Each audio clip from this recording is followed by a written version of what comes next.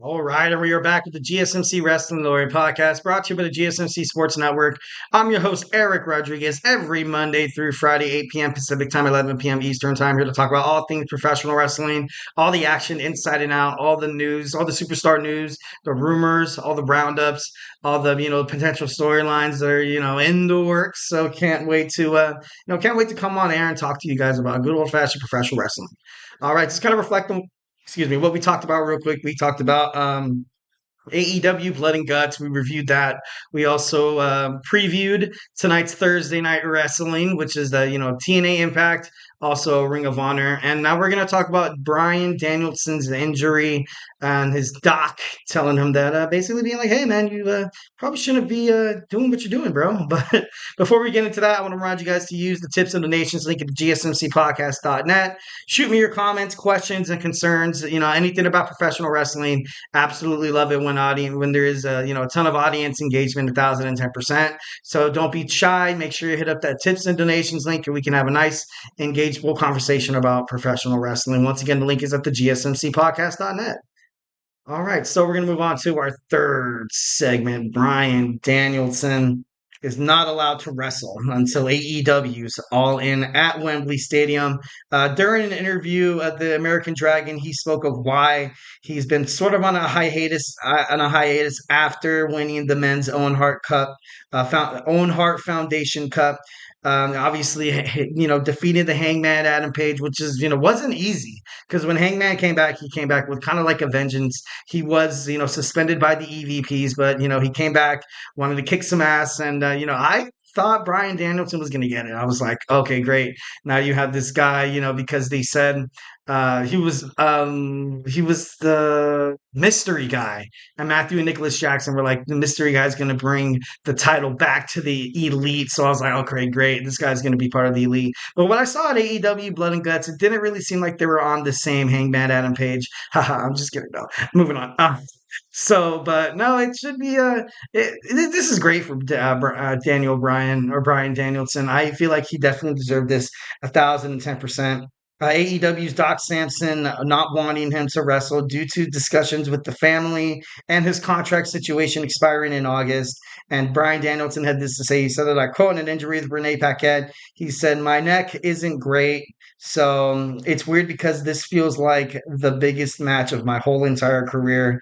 And there's a war going on between my mind and my body. Obviously, you see concern from the family because he has kids. Like, in terms of a neck surgery, it's never, you've seen obviously you see Big E going on with it right now. Bobby Roode, you saw Stone Cold Steve Austin ultimately retire in his prime due to this, this kind of neck injury. We saw Kyle O'Reilly recently make a comeback. You saw Edge leave, and then he came back as well from a neck surgery. So, this is something that needs to be handled pretty delicately because, like I said, he does have kids, and imagine just one little slip, and all of a sudden, daddy can't walk around and play in the park with his, little girls anymore, or his kids, or anything like that. So, this is a devastating injury. This is something that Bryan Danielson probably should, kind of take with a, grain of salt and be like, look, like it's either, wrestle, have a couple of great more years, kind of, a nice little run at it, or, make sure I don't end up in a wheelchair or like a vegetable or something like that, like Darren Drozdoff. Like it's a tough industry, definitely 1,010%. And Doc Sampson, he said, right now your neck is fixable. You got to make sure that it stays fixable. And that's, if someone would have told me that, I'd be like, all right, and I'm hanging it up today, but obviously, Bryan Danielson is, tough as nails.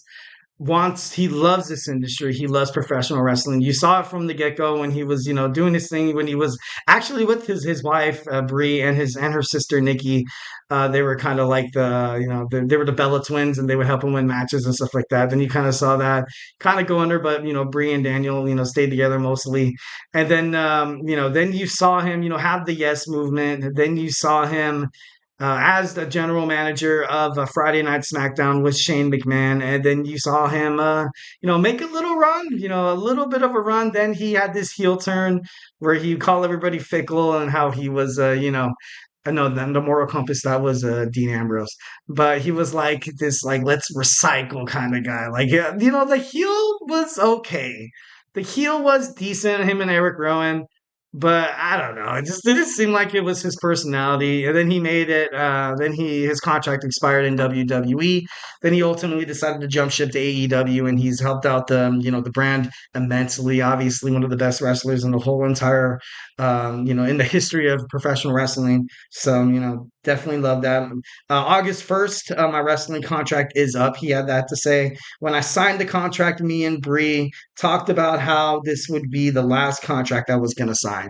So, a lot of conflictions. Obviously, not easy for someone like Bryan Danielson to kind of to hang up the boots, so to speak. And after what Jeff Jarrett said, Jeff Jarrett really wanted to win that tournament. Obviously, he was the partner of the Blue Blazer once when he passed away, and they were supposed to fight in tag team action at the pay per view when Owen Hart tragically fell to his death. So then he had put the sole responsibility on Bryan Daniel to be like, like I'm sorry, but you have a destiny to be fulfilled, and I thought that really resonated with Danielson. But still, a lot of crazy stuff. Will he win? He challenges Swerve Strickland at Wembley Stadium. Obviously, he has the injuries in the past that is that lingers in the back of everyone's mind.